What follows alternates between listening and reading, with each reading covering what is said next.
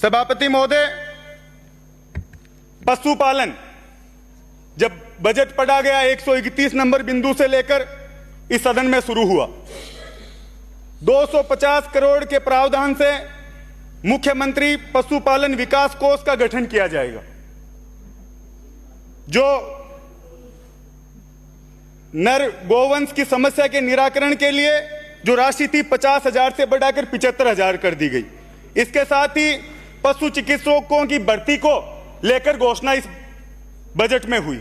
लेकिन सभापति महोदय, अगर हम लोग जमीन पर जाकर अगर वास्तविकता देखने की कोशिश करेंगे तो क्या स्थिति है आज। पिछले बजट में हमने नंदीशाला की घोषणा की, उसको लेकर इस बजट में कुछ नहीं था।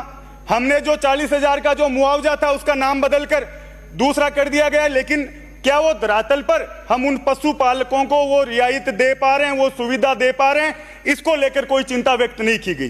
सभापति महोदय, आज भी हम लोग नए पशु चिकित्सालय खोलने की घोषणा इस बजट में हो गई, लेकिन आज भी स्थिति क्या है, नए पद सृजित किए जाएंगे उसकी घोषणा हो गई, लेकिन आज भी वास्तविकता यह है कि 60% से अधिक पशु चिकित्सालय जो गांवों में हमने खोल दिए वो खाली पड़े हैं, उनमें पशु चिकित्सक नहीं है।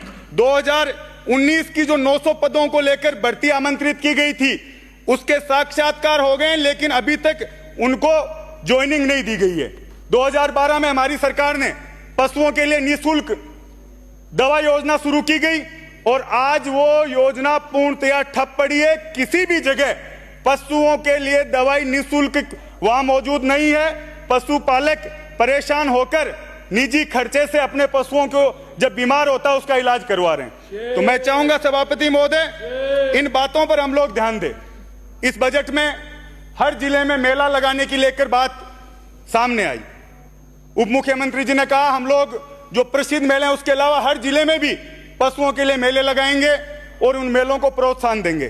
सभापति महोदय, मैं अपनी ओर से नागौर जिले में पाबोलाव जो लाडनू का प्रसिद्ध पशुओं का मेला था, परबतसर का तेजाजी मेला था, नागौर का रामदेवरा मेला था, उन सब जगह आज भी यही स्थिति है कि जो बाहर से पशुपालक आते हैं, जहां लाखों पशु आते थे, उन जगह आज भी स्थितियां हम लोग ठीक नहीं कर पाए। सभापति महोदय, समय आपने दिया है।